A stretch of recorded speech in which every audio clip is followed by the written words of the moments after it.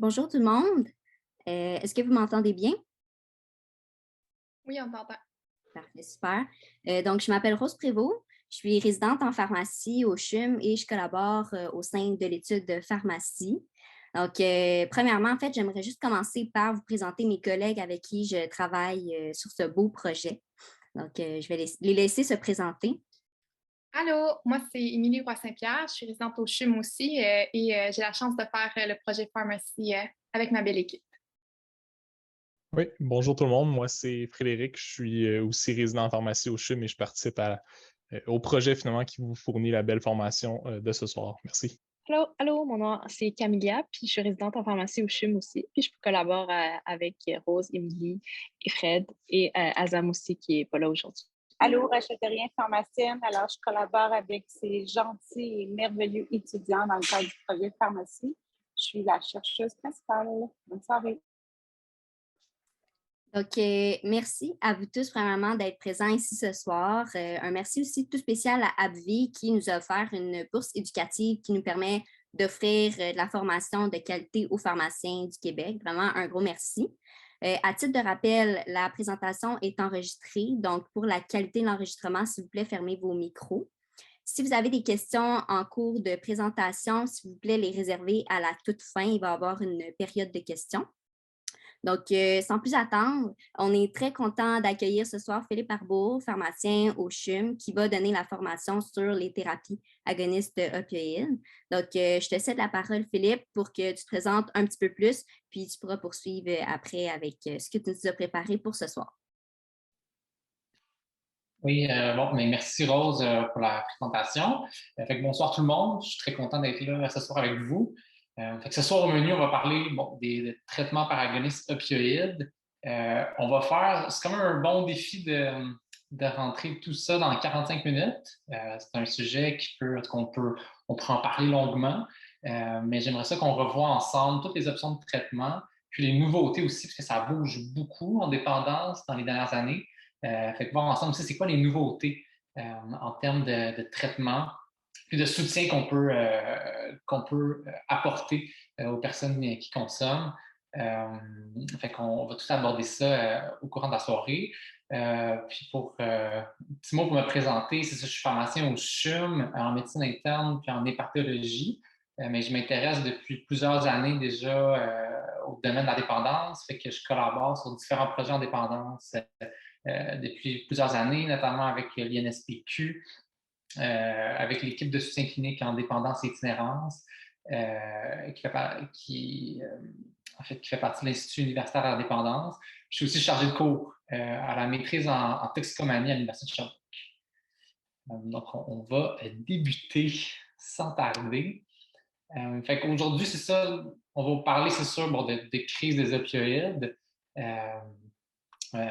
Puis, on va surtout s'attarder, en fait, à chacune des TAO qu'on utilise aujourd'hui. Fait que vraiment toutes leurs particularités pharmacologiques, qu'est-ce qu'il faut vraiment surveiller avec chacune des TAO qu'on utilise. Puis finalement, on va essayer de mieux définir la place du pharmacien dans la gestion des TAO.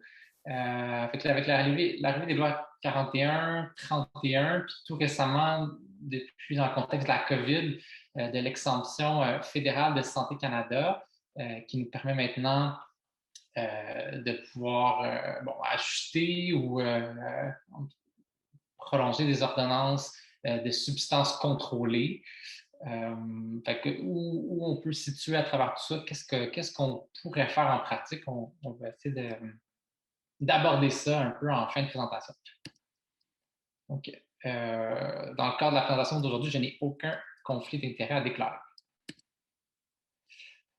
Alors, voici le plan pour ce soir. Et ici, les abréviations, quand on dit TAO, récemment, ça, je l'ai déjà dit plusieurs fois, ce qu'on entend par TAO, c'est traitement par agoniste opioïde. Puis avant, on parlait plus de traitement de substitution. On entendait beaucoup ces termes-là, ce jargon-là avant. Mais depuis quelques années, vraiment, on parle plutôt vraiment de traitement par agoniste opioïde. Quand on parle de Suboxone, méthadone, de morphine à libération lente unicotidienne. On parle vraiment de TAO. On n'utilise plus vraiment le terme de substitution. C'est un terme qu'on a vraiment retiré de notre vocable dans les dernières années. Puis bon, on va aussi parler de TAOI un peu, fait que c'est TAO injectable. Puis ben, le terme TUO, en fait, c'est l'acronyme pour trouble lié à l'usage des opioïdes. Fait qu'on va faire vraiment un bref survol de toutes les options qu'on a présentement, qu'on utilise. Mais sachez qu'il y a des formations beaucoup plus complètes qui existent. Puis notamment, bon, il y a la formation de l'INSPQ qui était offerte déjà depuis plusieurs années, qui a été mise sur pause dans le contexte de la COVID. Dans les 2 dernières années, en fait, on en a profité pour toute la refaire puis faire une mise en ligne aussi. Fait que là, ça va être disponible maintenant sur le web, puis ça va être disponible dès cet automne. Fait que dans les prochaines semaines, ça va être disponible. C'est une formation de plusieurs heures avec un volet asynchrone et synchrone. Fait que pour ceux qui ont envie de pousser plus loin, je vous invite dans les prochaines semaines à suivre cette formation-là qui va être disponible gratuitement en ligne. Donc, parlons, bon, c'est sûr, on n'échappe pas là, rapidement de la crise des opioïdes. Fait que cette fameuse crise-là dans laquelle on est depuis déjà plusieurs années a 2 volets principaux. Donc, vraiment 2 volets distincts. Le premier volet, c'est peut-être le plus évident, ce qui vient le plus à l'esprit quand on parle de crise des opioïdes, ça provient vraiment des opioïdes de rue, fait que des opioïdes illicites qui sont achetés dans la rue. Puis ce qui est vraiment frappant, puis ce qui nous inquiète vraiment même de plus en plus, c'est le niveau de contamination des substances qui sont achetées dans la rue. Fait que le niveau de contamination augmente vraiment constamment depuis quelques années. C'est un phénomène qui était davantage noté dans l'Ouest, sur la côte ouest, surtout chez nos voisins à Vancouver. Mais je dirais que depuis la COVID, les substances qu'on retrouve dans la rue sont de plus en plus contaminées. C'est plus anecdotique vraiment. On trouve beaucoup de fentanyl, autant que ce soit des opioïdes de rue qui sont achetés ou même des stimulants, qu'on parle de méthamphétamine, de cocaïne. On peut retrouver dans certaines batches, dans certains produits qui sont achetés dans la rue du fentanyl ou d'autres opioïdes puissants. Ça, c'est préoccupant. C'est ce qui peut causer des surdoses chez les patients qui les consomment. Puis vraiment, depuis la COVID, la qualité de ce qui se retrouve sur la rue s'est vraiment beaucoup dégradée. Fait qu'il y a comme eu un petit sentiment d'urgence, surtout au Québec, là, à Montréal. Peut-être qu'on avait un petit peu moins avant d'agir depuis le début de la COVID. Sinon, le deuxième volet à la crise d'opioïdes, ça nous provient des opioïdes de prescription. Fait ceux qui sont prescrits pour douleur aiguë, douleur chronique, et surtout dans des contextes périopératoires. Fait que c'est ça qui alimente aussi la crise d'opioïdes. C'est pas banal, hein, parce qu'en 2020, il y a eu un sondage qui a été... il y a des données qui ont été récoltées. On estime que ça serait environ 11,8 % de la population canadienne qui consommerait des opioïdes. C'est vraiment pas banal comme statistique. Puis environ 9,6 %, fait que presque 10 % des gens qui ont une prescription, qui ont eux-mêmes rapporté en faire un certain mésusage ou avoir une relation problématique avec cette ordonnance-là. Encore là, c'est pas banal. Puis il y a certaines données qui nous indiquent, donc je parlais de période périopératoire, c'est une période qui est vraiment à risque là, pour faire tranquillement développer un usage d'opioïdes ou de chroniciser sa prise d'opioïdes. Parce qu'on estime qu'il y a environ 50 à 60 % des patients qui subissent une chirurgie au Canada qui auraient toujours une prescription active d'opioïdes 6 mois après la chirurgie, ce qui est vraiment problématique. Puis c'est quelque chose sur quoi, on commence à travailler à l'hôpital. C'est vraiment il faut vraiment attaquer de front ce problème-là. Le contexte vraiment périopératoire, c'est pas mal le nerf de la guerre quand on parle d'opioïdes de prescription. Dans ici, des petites statistiques. Je vais sortir les statistiques les plus récentes qu'on avait, là, qui sont publiées par Santé Canada. Fait qu'en 2021, c'est le nombre de décès liées à une surdose aux opioïdes. Fait qu'au Québec, quand même, dans la dernière année, on a eu en 2021 450 décès liés à une surdose. Il y avait eu un petit pic qui avait été atteint en 2020, mais tout de même, ça se maintient quand même. C'est quand même des données qui sont beaucoup plus élevées que les années précédentes, surtout avant la crise de la COVID. Puis on voit que dans l'Ouest, ils sont quand même beaucoup plus touchés que nous. En Ontario aussi. Mais je vous dirais quand même que on est de moins en moins épargnés. On fait dire il y a quelques années qu'on était épargnés, là, on l'est de moins en moins.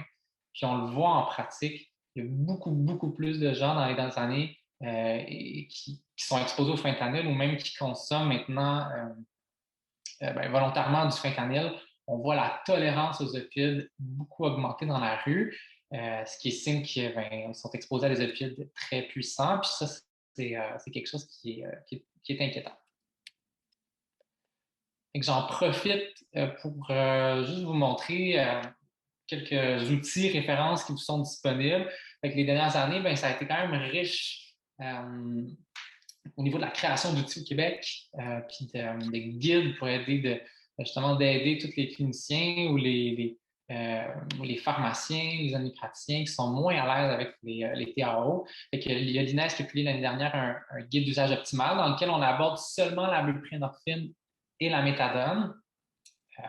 Et c'est dans ce contexte-là que l'équipe de soutien clinique en dépendance et itinérance, ce centre-ci, décide d'en faire un pour la morphine à libération lente uniquotidienne.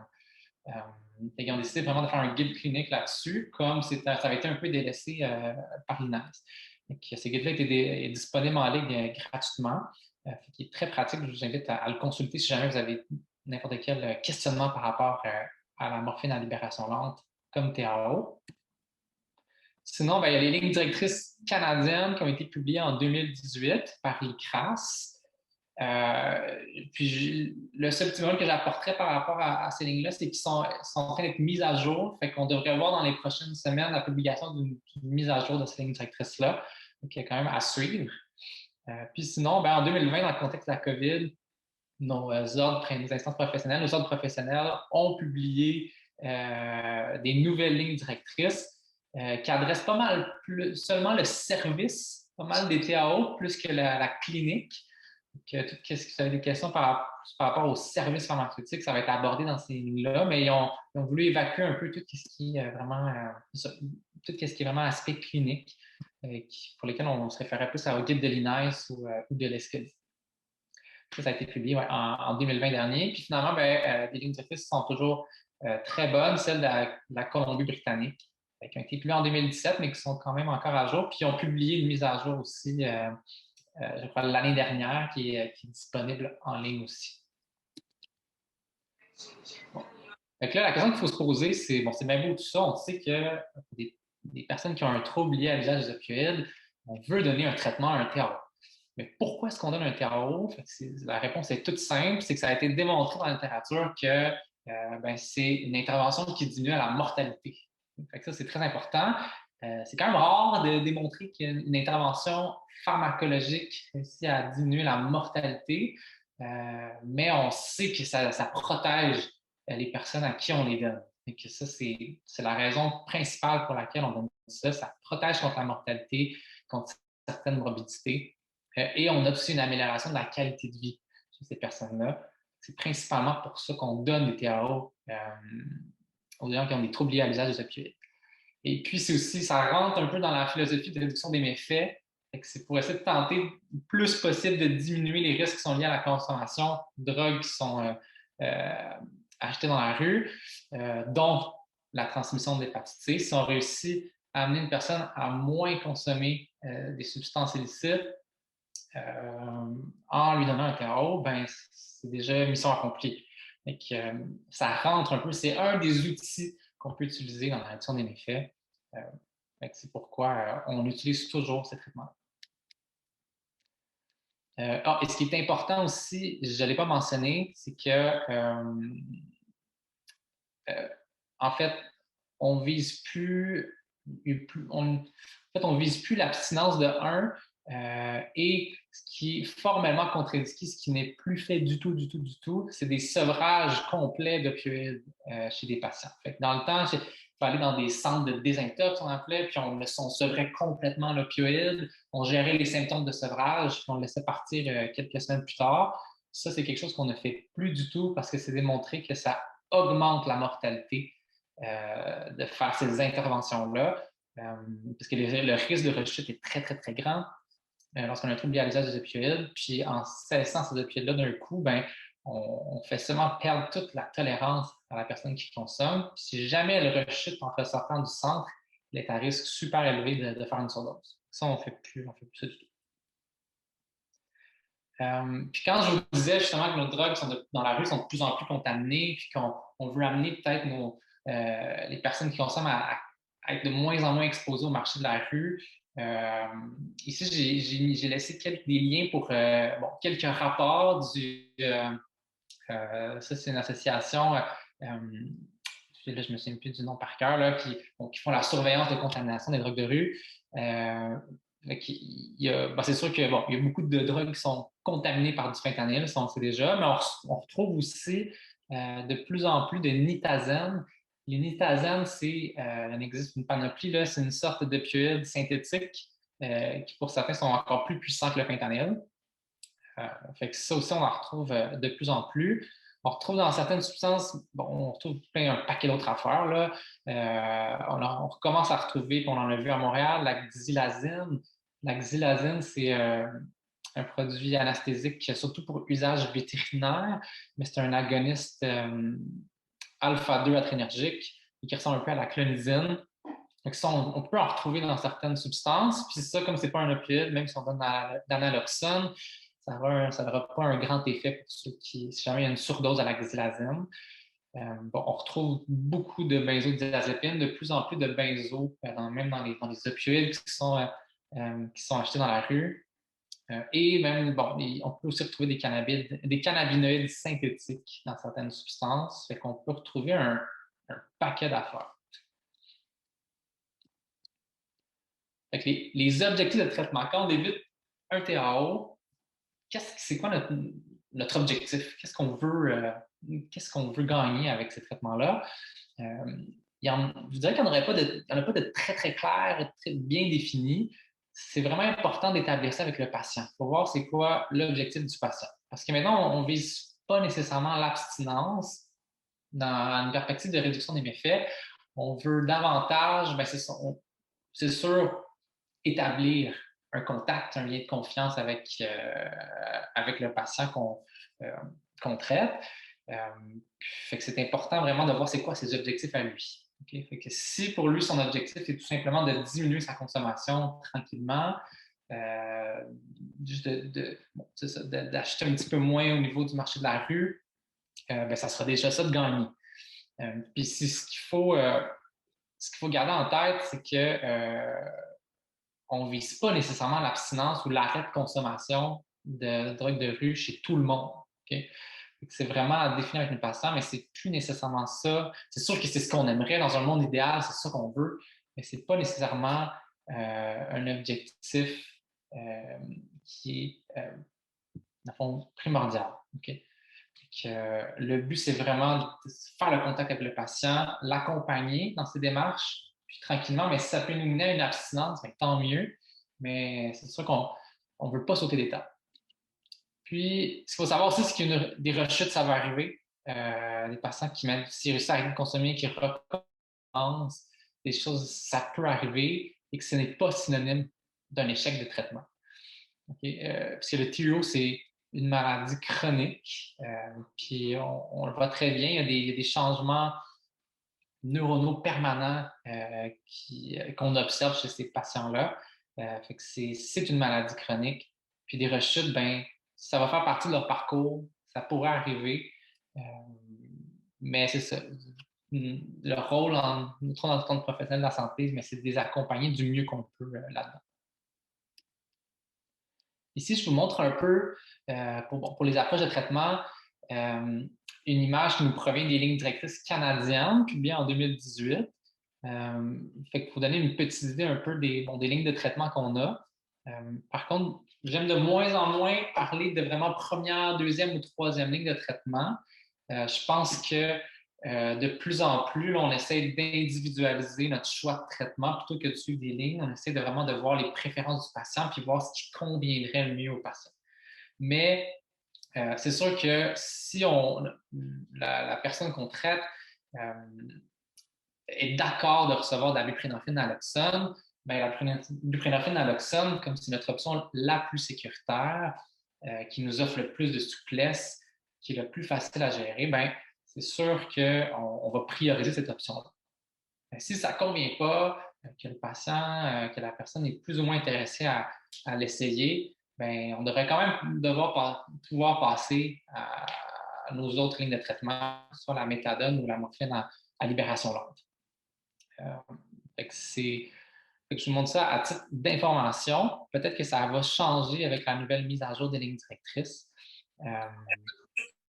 Mais on va toujours prioriser. C'est sûr que si on peut, on va toujours prioriser la buprenorphine.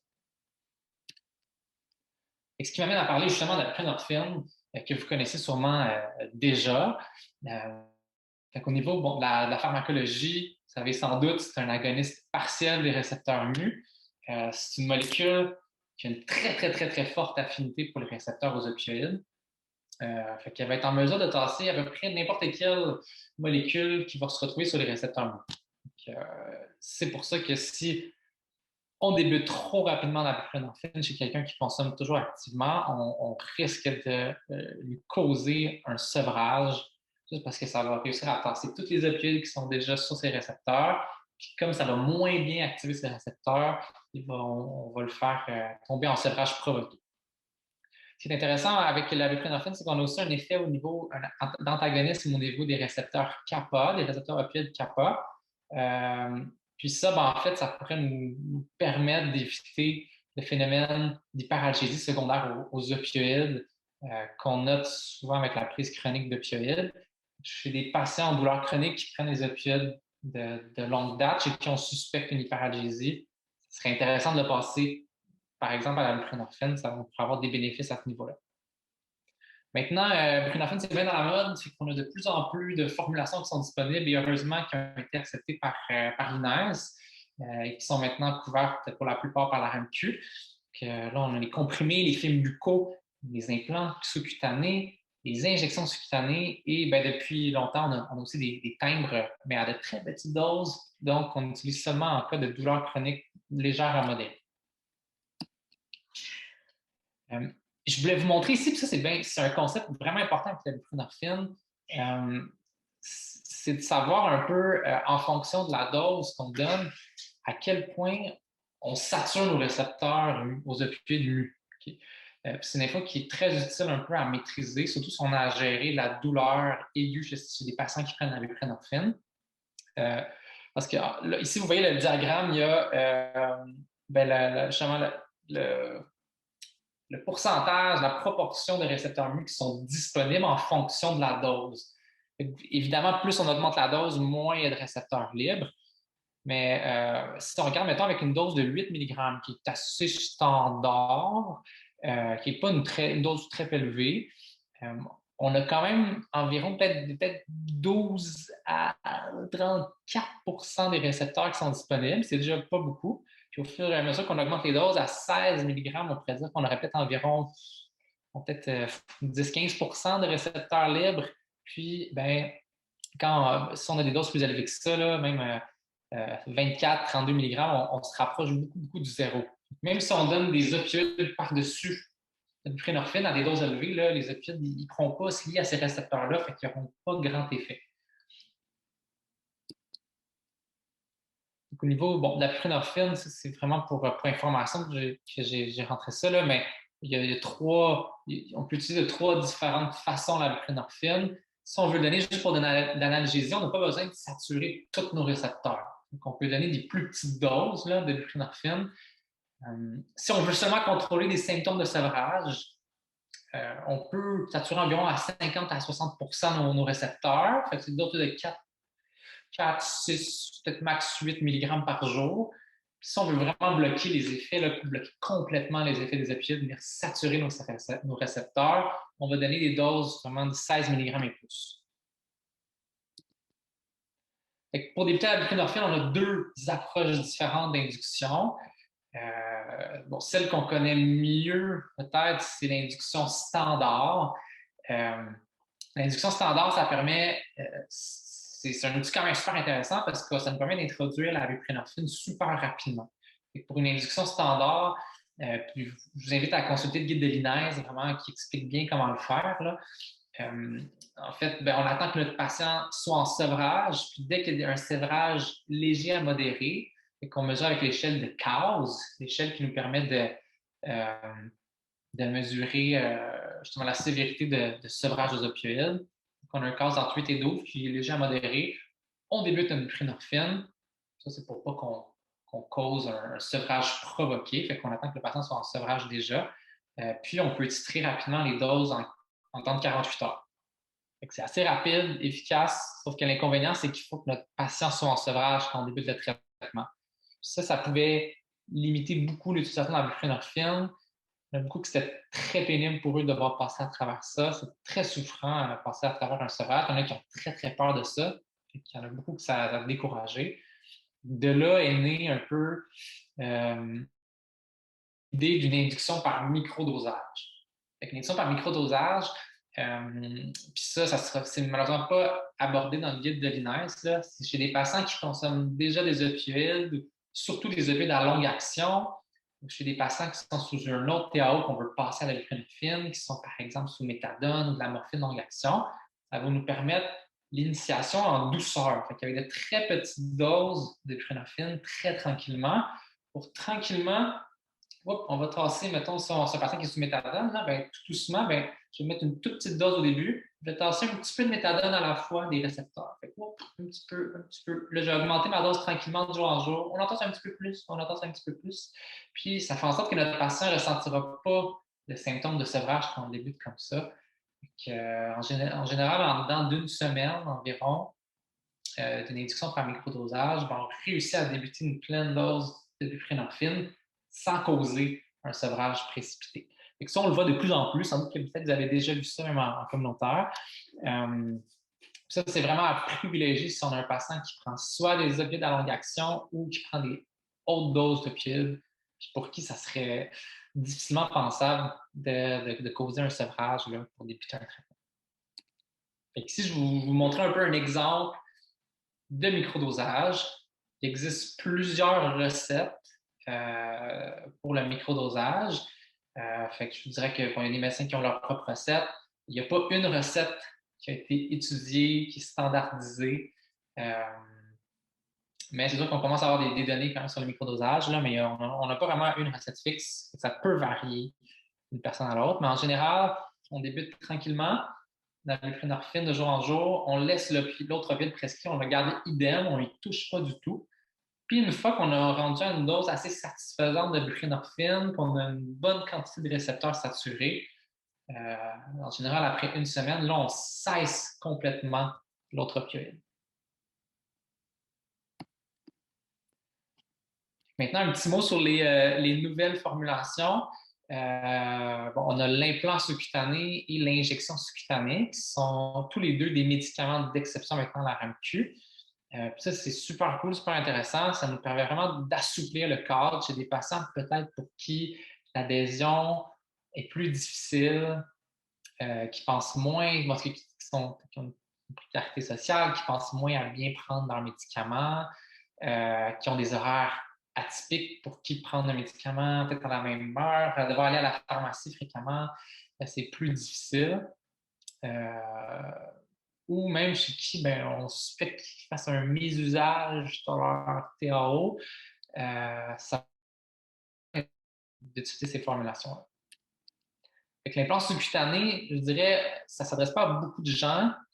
On ne l'utilise pas beaucoup parce que de un, on peut seulement le donner chez des patients qui sont stabilisés avec une dose de 8 mg ou moins par jour de buprenorphine, ce qui n'est pas toujours le cas, ce qui est plus rare. Et aussi, ça doit être, c'est un acte médical, l'installation de ces implants-là. Fait que puis le médecin doit avoir préalablement suivi une formation.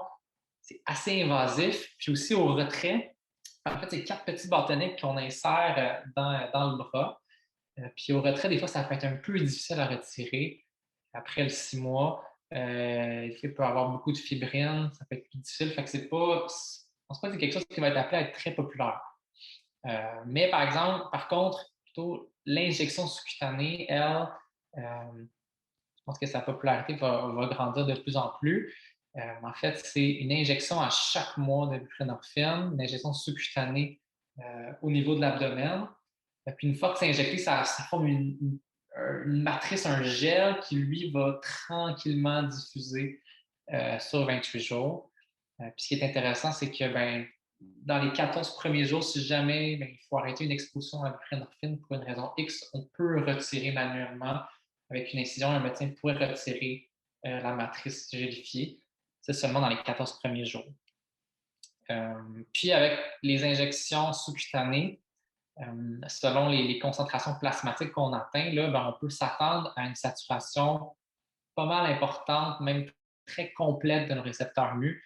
C'est l'équivalent d'une assez haute dose de buprenorphine. Fait que chez les patients qui sont sous bloquade, plutôt sur les injections sous-cutanées de buprenorphine, on peut s'attendre à ce que le récepteur soit pas mal saturé.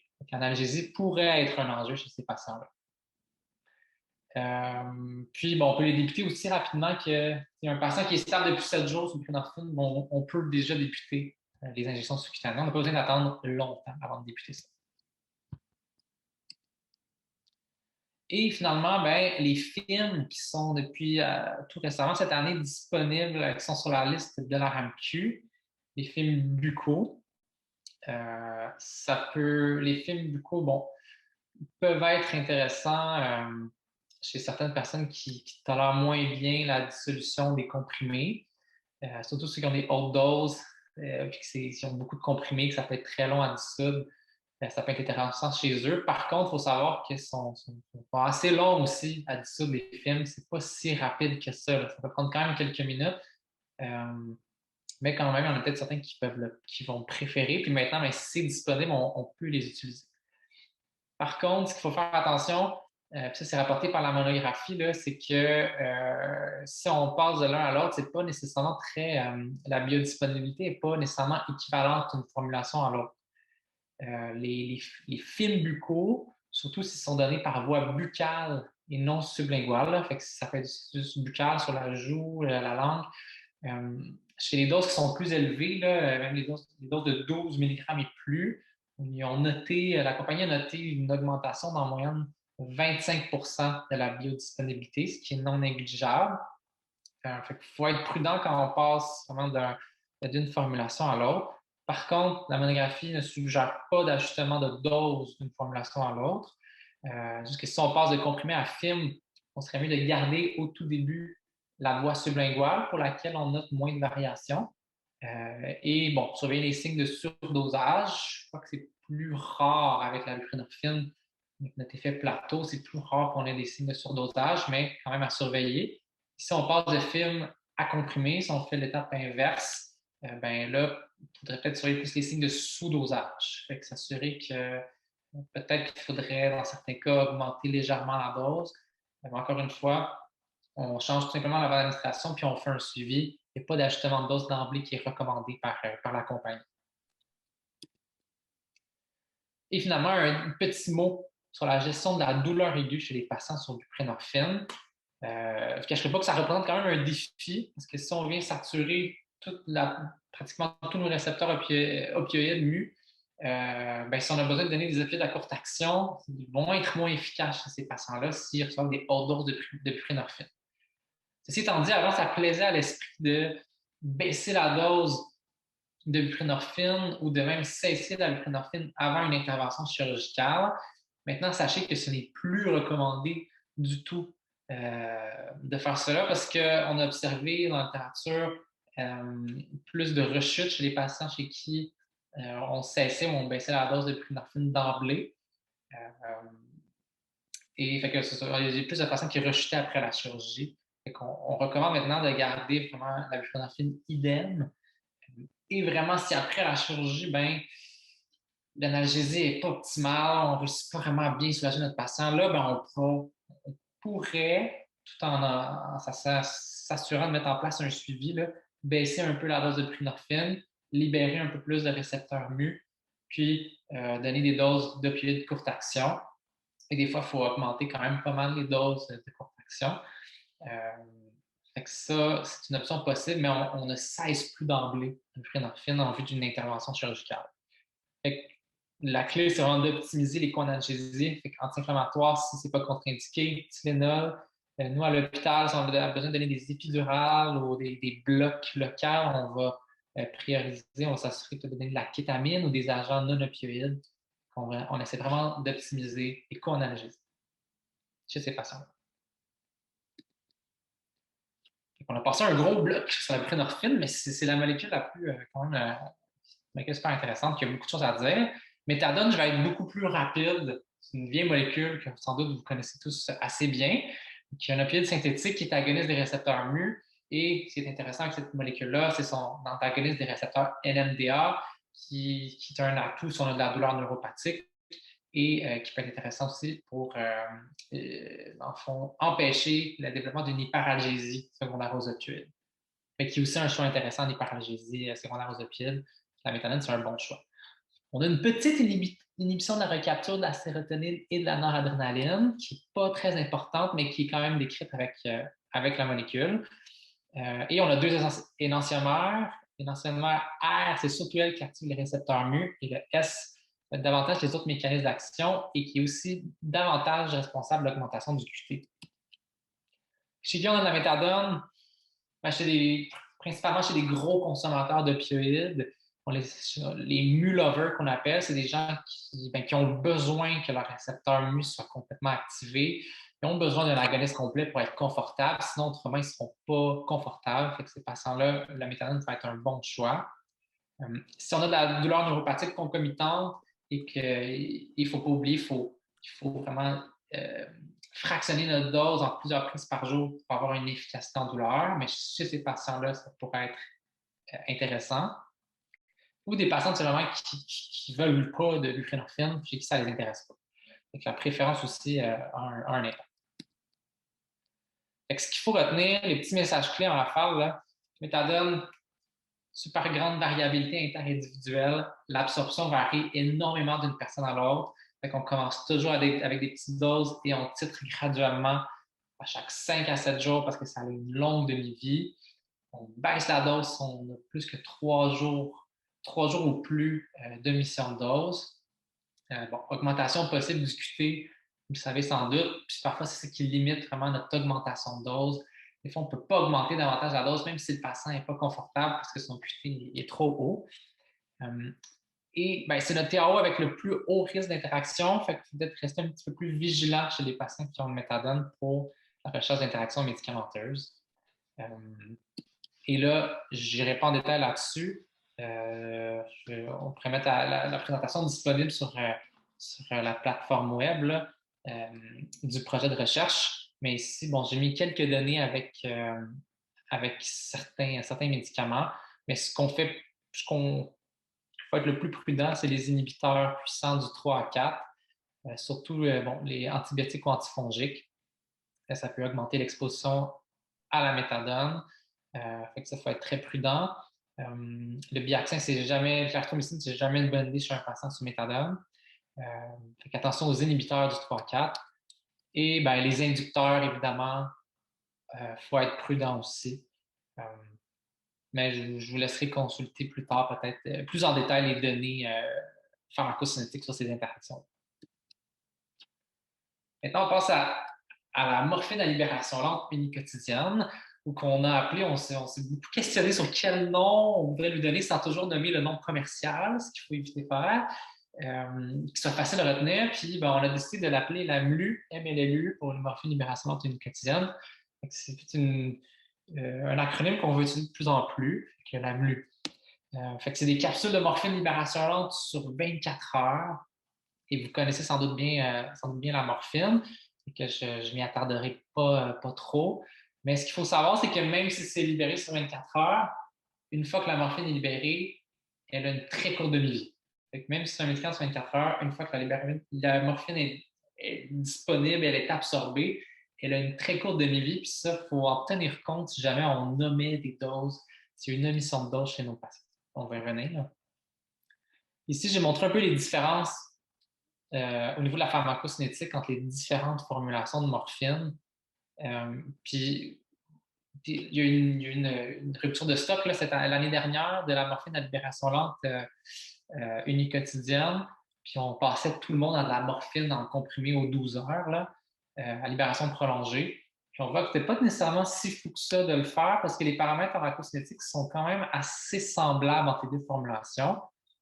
Mais il faut garder en tête que les seules données qu'on a en TUO, troubles liés à l'usage des opioïdes, c'est avec la formulation 24 heures. On n'a pas de données avec la formulation de 12 heures. Mais l'année passée, dans le contexte de rupture de stock, on n'a pas vraiment eu le choix de le faire. Fait que ça nous montre que c'était quand même pas si fou, c'est assez semblable. Fait que, il faut que je vous le dise, la morphine à libération quotidienne, c'est une utilisation hors indication. La compagnie n'a jamais demandé l'indication à l'approbation pour cette indication-là à Santé Canada. Donc, elle est seulement approuvée en théorie pour la douleur chronique. Donc, c'est un usage hors indication. Cependant, il y a beaucoup de données qui supportent son usage.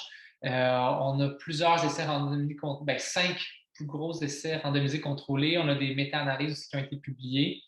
Et ce qu'on retient de toutes ces données-là, en fait, c'est que ce serait non inférieur à la méthadone. Quand on parle de non-infériorité, ce serait surtout par rapport aux rétentions de traitement, puis consommation concomitante d'héroïne ou de drogue de rue, ce serait non inférieur. Et ça serait possiblement mieux toléré que la méthadone. Fait que moins de diaphorèse, moins de sudation, moins de symptômes dysthymiques, pas d'augmentation du QT, puisque ça ne joue pas vraiment sur le QT, et possiblement même moins de craving, fait que d'envie vraiment intense de consommer par rapport à la méthadone. Fait que le peu de données qu'on a sont assez intéressantes avec la morphine. Et là, il faut juste de savoir où est-ce que se situe la morphine. Est-ce qu'on la met en première ligne, en dernière ligne? Vous allez voir, tout le monde s'est positionné un petit peu différemment à ce sujet-là. Les lignes directrices disent que ça devrait être en troisième intention.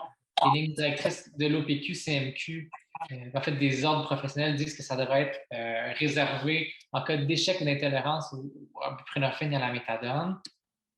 Et finalement, l'équipe de soutien clinique et organisationnel en dépendance, eux, ils ont monté un groupe d'experts en 2021 pour faire une recommandation de type GRADE. Puis eux ont jugé qu'on devrait l'offrir chez tout le monde, chez qui la méthadone et la buprenorphine est soit inefficace, indiquée, et on a rajouté le terme inacceptable. Pour les gens pour qui ils refusent complètement, ils ne veulent rien savoir de la buprenorphine ou de la méthadone, on devrait quand même pouvoir l'utiliser rapidement pour satisfaire la personne qu'on veut traiter, mais qu'il faudrait quand même s'assurer d'être à l'aise avec cette molécule-là ou vraiment de s'assurer de référer à un expert qui est plus habitué avec cette molécule-là. Ceux qui en bénéficieraient le plus, c'est ceux qui veulent continuer à consommer en plus de leur TAO, qui ne veulent pas arrêter d'un coup à consommer, la mieux, mais en fait, ça ne bloquera pas vraiment les effets des opioïdes comme la buprenorphine. Ça n'ira pas nécessairement bloquer nos récepteurs. Et certains aussi mentionnent qu'avec la méthadone, lorsqu'ils s'injectent, lorsqu'ils se font leur hit, qui n'ont pas nécessairement le même feeling en fait, ça vient un peu bloquer vraiment les effets complets qu'ils veulent aller chercher avec leur consommation de drogue en même temps que le TRO. Fait que la morphine, ça peut être intéressant chez ceux vraiment qui veulent quand même continuer une consommation. Sinon, ceux qui ont échec intolérance aux autres TAO, c'est sûr. On veut quand même peut-être des patients avec certaine stabilité, parce que le risque de diversion est plus grand avec la morphine. Si jamais il y a diversion de cette molécule-là, ce sont des granules à libération lente, et que ça se dissout très, très mal si c'est une diversion, puis si c'est injecté. Les risques d'endocardite, de dommages vasculaires sont vraiment augmentés. Et aussi, les risques de surdose, justement, si on s'injecte d'un coup une dose de morphine à libération quotidienne, les risques de surdose sont aussi plus élevés. Fait qu'il faut quand même cibler les patients qui pourraient bénéficier de ces traitements-là. Il faut savoir que c'est quand même plus rigide comme TAO. Ça va demander d'aller quand même plus fréquemment à la pharmacie qu'un patient sous buprenorphine, par exemple. Faut s'habituer. Lorsqu'on fait face à nos premières ordonnances de milieu, ça peut être impressionnant. Les très hautes doses sont possibles. C'est vraiment, vraiment pas rare qu'on dépasse 1000 mg par jour. Ça fait beaucoup de capsules à ouvrir lorsqu'un patient vient chercher ça à la pharmacie. La plus grande formulation, c'est du 100 mg, fait que ça fait beaucoup de granules. Mais c'est pas rare qu'on dépasse 1000. On a déjà vu des 2, 3, même 4000 mg par jour. Fait que c'est assez impressionnant, mais la tolérance dans la rue est rendue assez impressionnante aussi. Tantôt, je parlais de courbe de mi-vie avec la morphine. C'est super important. Il faut ajuster la dose dès qu'il y a 2 doses de mise. Qu'avec 48 heures de dose de mise seulement, il faut ajuster à la baisse la dose de morphine à libération lente. Et le guide qui a été développé en ligne par l'équipe de soutien clinique en dépendance et itinérance, il donne un tableau suggéré d'ajustement qui est très pratique à consulter. C'est super important. On perd la tolérance très rapidement à la morphine à cause de sa courbe de mi-vie. Il faut ajuster rapidement les doses. Mais à l'inverse, on peut titrer plus rapidement nos doses aussi qu'avec la méthadone. On peut titrer à chaque 48 heures les doses, ce qui est aussi intéressant. Petit mot sur l'approvisionnement plus sécuritaire, là, je n'irai pas en détail là-dessus. C'est une pratique qui a vraiment émergé pendant la crise de la COVID. Encore une fois, ça rentre dans la philosophie de la réduction des méfaits. En fait, l'approvisionnement plus sécuritaire, ce que c'est, pour ceux qui connaissent moins bien ça, en fait, c'est la prescription d'opioïdes à courte action, qui est généralement de l'hydromorphone de la marque originale, dans le but de retirer le plus possible nos usagers du marché de la rue. Ces comprimés-là vont être soit pris par voie orale ou injectés et ils sont servis à chaque jour par la pharmacie. Puis ça peut être accompagné ou non d'une prescription de TAO. Souvent, ça va être avec la méthadone ou de la morphine, typiquement. Puis c'est vraiment pour retirer le plus possible nos usagers du marché de la rue pour qu'ils s'exposent moins à des contaminants possibles, pour qu'il reste moins de surdose. C'est fait de plus en plus. Ça a vraiment commencé avec la COVID. Il y a l'ESCODI qui a développé un guide en ligne justement sur la prescription puis le suivi de ces patients-là. Et c'est important. Souvent, ça va être accompagné de la mention NPS-C parce que la marque originale, c'est celle qui se dissout le mieux, davantage que plusieurs génériques. Pour ceux qui veulent se l'injecter, ça serait celle qui serait à favoriser. C'est la marque originale. Et je vous dirige aussi vers il y a des fiches explicatives qui répondent à différentes questions qui ont été développées spécifiquement pour les pharmaciens. Si vous avez davantage de questions ou plus d'informations, là, je vous réfère à ces documents-là qui sont disponibles en ligne, qui expliquent vraiment c'est quoi concrètement, qu'est-ce qu'on veut accomplir avec un approvisionnement plus sécuritaire. Bon, fait que la réalité, là, c'est que on a 3 solides options, mais c'est que nos patients, avec l'arrivée du fentanyl sur le marché, ont des tolérances de plus en plus importantes, puis ils sont de plus en plus difficiles à soulager, à rendre confortables avec ces TAO-là. Et même, il y a des données qui montrent, ces données qui nous proviennent de Vancouver, là, que les personnes qui sont exposées au fentanyl ont beaucoup plus de chances d'être insatisfaites de leur TAO, donc de ne pas nécessairement avoir une mauvaise rétention au traitement. Dans ce contexte-là, un contexte de la tolérance qui augmente de façon fulgurante, il faut qu'on devienne créatif et qu'on trouve d'autres alternatives pour bien accompagner ces personnes-là. C'est un défi, mais il commence à avoir des nouveautés, des pistes, des nouvelles pistes qui sont explorées. Et vous avez peut-être entendu déjà parler du programme de TAO injectable à la clinique Relais qui est dans les locaux de l'hôpital Notre-Dame. Ça, c'est pour les personnes vraiment qui ont eu des échecs là, à plusieurs TAO, pour qui ça ne fonctionnait pas. Pour qui ils vont se rendre à la clinique, ils vont pouvoir aller à la clinique jusqu'à 3 fois par jour et on va leur remettre de l'hydromorphone, surtout injectable, qui est préparé par la pharmacie de l'hôpital. Et tout récemment, là, je pense qu'il commençait un nouveau projet avec la diacétylmorphine, qui est de l'héroïne médicale. Fait qu'on leur remet la substance, ils se l'injectent sur place, une infirmière qui peut faire les suivis. Et ces patients-là, ben, ils peuvent venir à tous les jours. Fait que ce projet-là a commencé l'année dernière. Il n'y a pas beaucoup de patients encore, mais il risque d'en avoir peut-être, ça risque d'être appelé à grossir dans les prochaines années. Si jamais vous avez un patient sous TAO injectable, évidemment, ça n'apparaîtra pas au DSQ parce que c'est l'hôpital, la pharmacie qui le fournit et que l'équipe de la clinique va vous contacter si jamais ça arrive pour que vous puissiez mettre une entrée bidon dans le dossier de la pharmacie pour que tout le monde qui consulte le DSQ soit au courant que le patient a un traitement de TAO injectable à Relais. Finalement, à Vancouver, il commence à avoir, beaucoup plus problématique là-bas la situation encore. Il commence à avoir des protocoles émergents là, de plus en plus sur l'utilisation du fentanyl directement comme TAO. Des programmes de timbres, il y a des timbres justement qui sont collés en pharmacie puis qui sont changés à chaque 3 jours en pharmacie par le pharmacien directement. Puis on atteint des doses assez impressionnantes. Là. Fait qu'il y a beaucoup de timbres dans le dos à coller, retirer. Et il y a aussi une médecin là, qui a débuté vraiment avec une pharmacie préparatrice qui encapsule du fentanyl pour justement remettre au patient pour qu'il puisse se l'injecter par la suite. C'était la meilleure façon vraiment pour fabriquer des doses sécuritaires et précises de fentanyl. Il y a ces projets-là qui existent, qui peut-être verront le jour aussi au Québec, mais on n'est pas rendu là encore. On est très loin de ça encore ici au Québec. Finalement, un petit mot, parce que là, je sens que je dépasse le temps permis. Petit mot sur les lois 31-41. Vous pouvez appliquer les lois 31 et 41 sur des ordonnances de TAO. Et ça, c'est l'exercice fédérale de Santé Canada là, qui a été mise en place pendant la COVID qui nous permet de faire ça.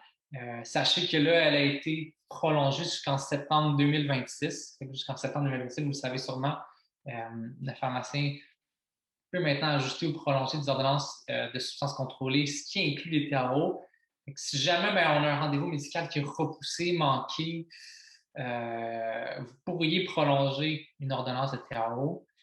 Si jamais il y a un patient qui se présente, qui se présente après 2-3 jours, qui a manqué ses doses en pharmacie, vous n'arrivez pas à rejoindre la clinique, il veut sa dose de TAO, mais vous pourriez ajuster à la baisse sa dose de TAO, par exemple, pour une raison de sécurité. Vous pourriez l'ajuster, la servir, puis évidemment, c'est sûr, communiquer avec la clinique ou le médecin traitant une fois que possible. L'utilisation des lois 31-41 pourrait simplifier la vie dans certaines situations, mais c'est sûr que la communication avec l'équipe traitante, ça reste la clé pour que les suivis et tout se déroulent bien. Mais quand même, l'exemption fédérale nous donne en ce moment un petit peu plus de souplesse à ce niveau-là.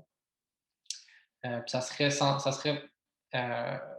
similaire aussi, mettons, pour la gestion d'une interaction médicamenteuse avec la méthadone. Si vous notez une interaction médicamenteuse, vous pourriez ajuster, si vous n'arrivez pas à parler avec le médecin prescripteur rapidement, vous pourriez baisser la dose quand même de la méthadone de façon autonome, selon la dose que vous jugez sécuritaire, puis ensuite réussir à parler avec le médecin pour organiser un suivi par la suite. Puis petit mot de la fin, naloxone, répondez-en autant que vous voulez. Je vous invite vraiment à en distribuer le plus possible dès que vous avez des patients à risque. Puis même si c'est des gens qui consomment des drogues de rue, même si ce n'est pas des opioïdes, tout peut être contaminé avec des opioïdes. Il ne faut pas hésiter à remettre les trousses de naloxone chez ceux chez qui on suspecte qu'ils pourraient être à risque d'une surdose. N'hésitez pas. Et aussi l'INSPQ qui offre des formations en ligne sur la naloxone que je vous invite aussi à consulter si vous avez plus de questions. Pour ceux qui veulent aller plus loin, j'ai laissé un lien pour les techniques, comment enseigner une technique d'injection sécuritaire pour une ordonnance d'approvisionnement plus sécuritaire, de Safe Supply, qui a été développée en Colombie-Britannique. Pour ceux pour qui ça intéresse, vous pouvez consulter. Puis sachez si jamais vos patients ont une ordonnance d'approvisionnement plus sécuritaire, pas hésiter à leur demander quelle sera leur voie d'administration. Parce que s'ils vous disent qu'ils veulent s'injecter ces comprimés d'hydromorphone-là, bien, ça pourrait être aussi très important de leur remettre du matériel d'injection stérile, aussi de s'assurer avec la personne qui l'a emmené à sa possession. Encore une fois, dans une perspective de réduction des méfaits. Fait que, n'ayez pas peur d'engager quand même le dialogue, même si c'est pas, je comprends, ça peut ne pas toujours être évident. Mais quand on aborde ces personnes-là avec beaucoup d'ouverture, beaucoup de bienveillance, souvent on se rend compte que souvent, les communications, les interactions se passent beaucoup mieux qu'anticipées. N'hésitez pas à communiquer avec eux. Ça a été un petit sprint, mais merci beaucoup pour votre écoute. Et là, j'imagine que s'il y a des questions, ça va être le temps de prendre les questions. Je peux t'en poser une, Philippe. C'était super bien en passant, là. C'est très complet, puis j'ai appris beaucoup. Est-ce que tu peux me dire, quand tu as dit la morphine à longue action, tu as dit qu'il fallait diminuer la dose après 48 heures. Est-ce que tu as dit des pourcentages? J'ai peut-être manqué un bout. Et comment on fait la diminution? Oui, la diminution de dose, là, puis de mémoire, c'est disponible. Ces données-là sont disponibles autant dans le document des lignes directrices de la Colombie-Britannique et dans le document disponible en ligne qui a été développé par l'équipe de soutien en itinérance et dépendance, le lien dans la présentation. Mais en général, de mémoire, après 48 heures de mission, on diminue la dose de 40 mais ça, c'est qu'à chaque jour, vraiment, il y a un tableau qui fait vraiment de diminution. Là. Je ne le connais pas par cœur, mais de mémoire, dès 48 heures, c'est environ 40 qu'on diminue la dose. Puis si on manque 3 jours, c'est un pourcentage plus élevé. Fait qu'à chaque jour, là, il y a vraiment une conduite claire à suivre sur comment on ajuste la dose de morphine. OK. Donc, il y a une recette. J'ai oublié de dire que quand je me suis présentée, j'ai oublié de dire que j'ai mon collègue Dominique Martel qui collabore aussi au projet, donc je voulais rajouter ça. Merci, Philippe. Yes. Dans le chat, il y avait des questions. Je pense qu'il y a Corinne Pelletier qui demande: avez-vous des références sur la stabilité de la méthadone versus différents diluants? Ça, je vous invite dans les vieilles lignes directrices de l'OPQ, je pense que c'est le 99 ou 18, il y avait un tableau justement sur la stabilité, mais ce tableau-là, il ne faut absolument pas l'utiliser parce que ce tableau-là, c'était sur la stabilité quand la méthadone était fabriquée avec le produit en poudre qu'on diluait par la suite. Puis, fait que ce tableau n'est plus à jour. Fait que pour avoir des informations sur les diluants, il faut aller directement dans les monographies des compagnies que vous tenez en stock. Fait que dans les monographies, il y a les données de stabilité. En général, ça ne dépasse pas 7 à 14 jours, là, dépendamment du diluant. Mais il faut vraiment aller consulter directement les monographies maintenant pour les stabilités de la méthadone. Parfait. Ben, merci beaucoup, Philippe. C'était vraiment une belle présentation. On est vraiment contents de ce soir. Puis je voulais dire aussi merci à tous les pharmaciens qui ont assisté à la présentation. Comme Frédéric a dit, on essaie de se faire créditer, dans le fond, pour des crédits de formation continue. Sinon, la présentation a été enregistrée ce soir. Elle va être disponible sur le site Guide thérapeutique VIH. Puis par la suite, quand on aura l'accréditation, il y aura le numéro pour la déclarer. Fait que merci encore beaucoup à tout le monde. Puis merci à AbbVie pour la subvention pour les formations. Puis bonne soirée. Merci, Philippe. Merci.